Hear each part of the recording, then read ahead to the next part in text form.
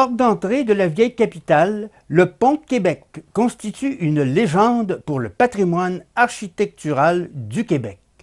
À cause des innovations technologiques qu'il comporte, on a souvent présenté le pont de Québec comme la 8e merveille du monde.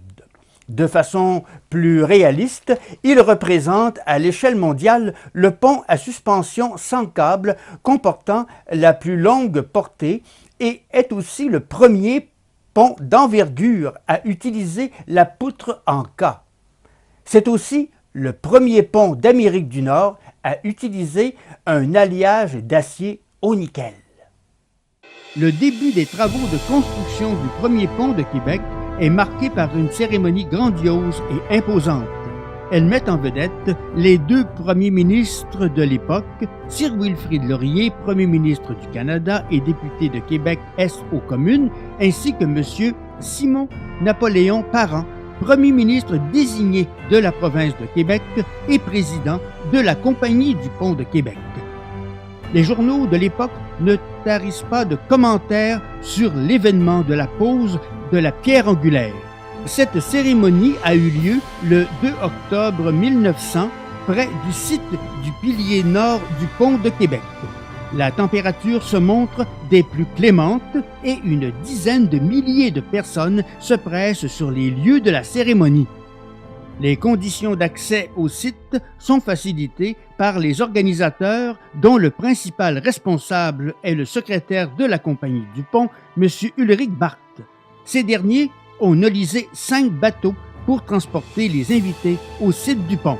Les gens des paroisses des comtés voisins hors des limites du Havre de Québec ont aussi des bateaux à leur disposition envoyés aux frais des organisateurs pour les amener à la ville.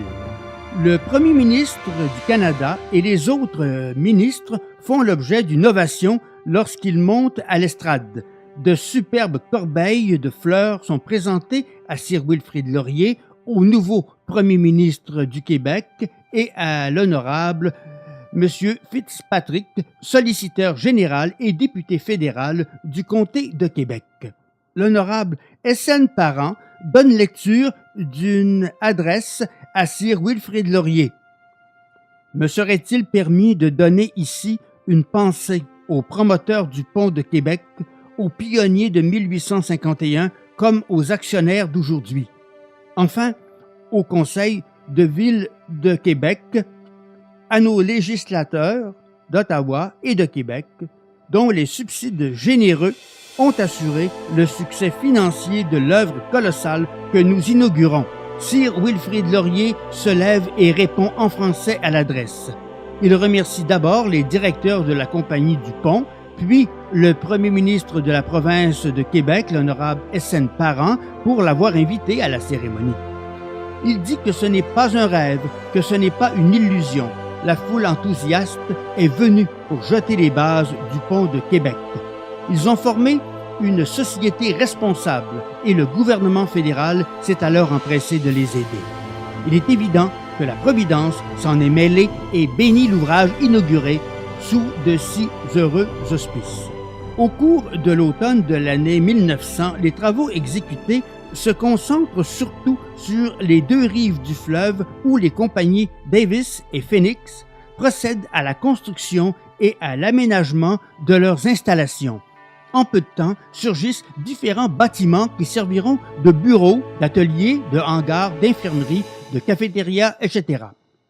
Au cours de l'hiver, la compagnie William Davis profite au maximum de cette saison morte pour faire les préparatifs en vue de la construction des piliers qui devront débuter dès les premiers signes du printemps. C'est ainsi qu'au cours des 7 premières années du 20e siècle, les travaux se poursuivent progressivement sans trop de difficultés. Lentement s'élève au-dessus du fleuve l'immense structure sud du pont. À l'aube du 29 août 1907, les événements suivent leur cours normal et surtout, rien ne laisse présager qu'un incident dramatique va se produire dans la journée. À 5h37 de l'après-midi, Le 29 août 1907, la structure sud du pont de Québec s'écrase dans les eaux du fleuve, entraînant dans sa chute une centaine d'ouvriers. Le bruit est terrible et se fait entendre à plusieurs milles à la ronde. Toutes les maisons des alentours sont secouées par un terrible coup de vent et les gens à proximité voient le pont tomber dans le fleuve tandis qu'une épaisse poussière s'élève dans le ciel. Une colonne d'eau d'une immense hauteur s'élève dans le fleuve et, refoulée avec une force prodigieuse vers le rivage, l'inondant sur une longueur d'une cinquantaine de pieds. Le sol est ébranlé comme par les secousses d'un grand tremblement de terre dont on ressentira les effets jusqu'à Lévis. La nouvelle de la chute du pont se répand comme une traînée de poudre. Un mouvement d'incrédulité et de stupeur est la première réaction à l'annonce de cette nouvelle effroyable à laquelle tout le monde se refuse à croire. Un cri d'effroi s'échappe de toutes les poitrines, car plusieurs centaines de personnes sont employées aux travaux du pont. À peine le bruit de la chute du pont est-il apaisé que des femmes, des centaines, sortant de toutes les maisons, s'élancent sur la route qui conduit au pont. À 7 heures, 300 femmes et enfants bloquent complètement la circulation sur le pont Garneau qui traverse la rivière Chaudière à son embouchure. Des centaines de personnes venant de partout accourent également vers le lieu de la catastrophe et en quelques instants, de Lévis au pont, c'est une longue et douloureuse procession composée des parents des victimes, d'amis et de curieux. Le spectacle qui s'offre à toutes ces personnes est des plus désolants qui se puissent voir. De la merveilleuse structure, jadis si imposante, si élégante, si savante, il ne reste plus qu'un amas de pièces d'acier tordues comme de minces broches dans un fouillis inextricable. Dès qu'il découvre un cadavre, il se ferait un chemin à travers les débris et le transporte à la cabane des travailleurs qui sert de morgue improvisée. Puis ils vont à la recherche d'un autre.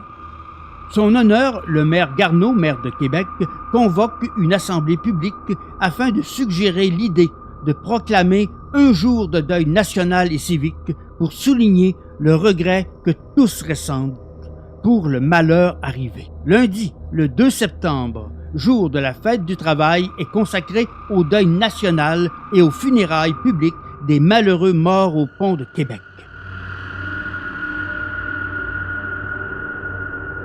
En 1908, le gouvernement du Canada décide de reconstruire le pont de Québec puisque ce dernier constitue un lien essentiel au chemin de fer transcontinental.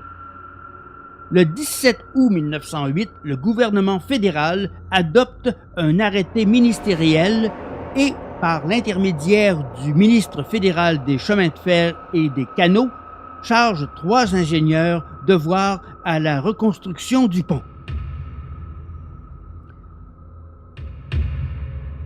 Dès le début des travaux, les ingénieurs semblent favorables à la construction d'un autre pont de type cantilever et plusieurs études en ce sens sont faites.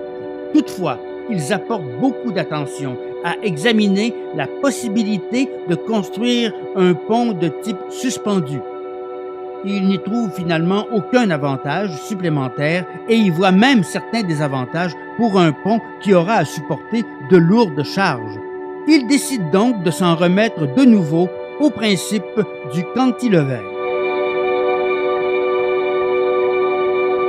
La travée centrale qui va permettre la réunion des 2 bras cantilever est construite dans l'anse de Sillery à 3000 pieds en aval du site du pont de Québec.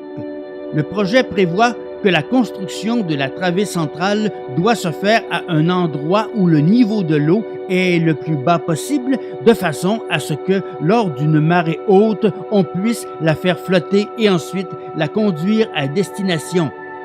Sillery Cove, comme on l'appelle à l'époque, présente donc le site idéal parce qu'en plus d'avoir un niveau d'eau peu élevé, il est situé à proximité de la voie ferrée qui communique avec la cour où est entreposé le matériel pour la construction du pont. Tout le monde est fier du travail accompli puisque jusque-là, Tout a bien fonctionné à merveille et à l'intérieur des délais requis. Aucun imprévu ne s'est présenté, les conditions de température sont excellentes, aucun vent ne souffle et le travail qui reste à exécuter n'est qu'une répétition d'opérations mécaniques dont quelques-unes ont déjà été réussies. Plusieurs personnes profitent de ce moment de répit pour quitter les lieux. Il en est de même pour le Rapid King qui transporte journalistes et députés. Vers 10h30, les travaux reprennent. Les treuils hissent la travée d'un autre 2 pieds et tout à coup, on voit la charpente de la travée centrale se ployer, se tordre, puis on entend un craquement épouvantable.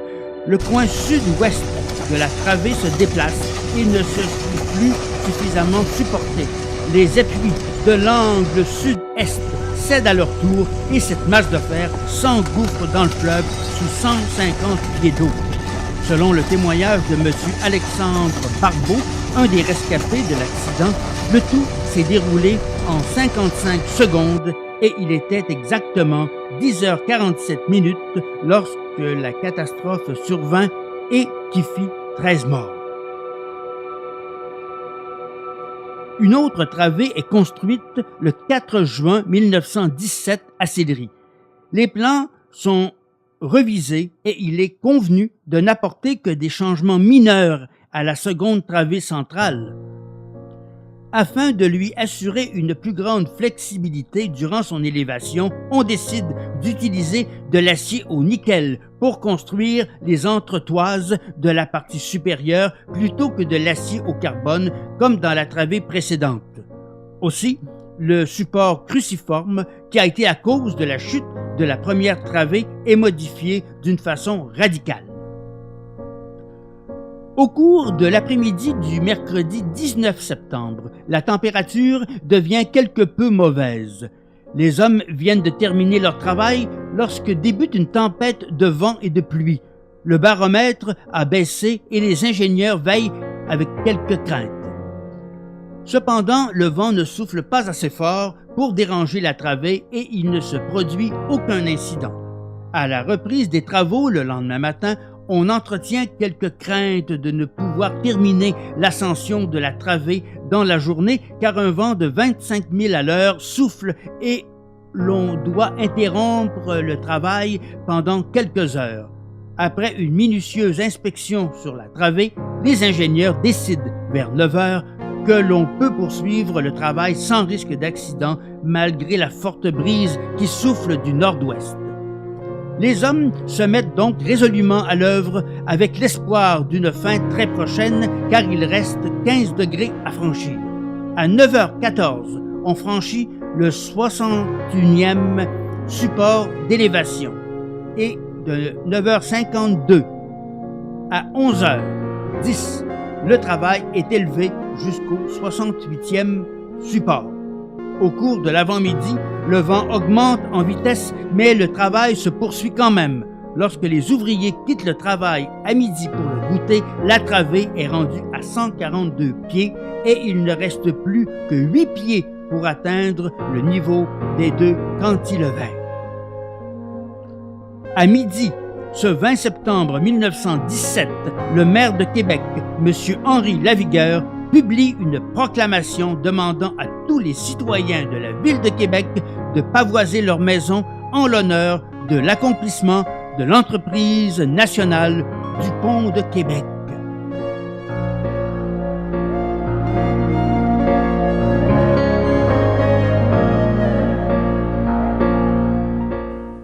Nous vous invitons à revenir visiter notre livre d'histoire dans une prochaine émission.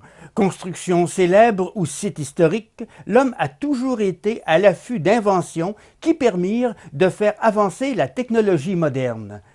Ici Carole Gagnon qui vous dit à bientôt.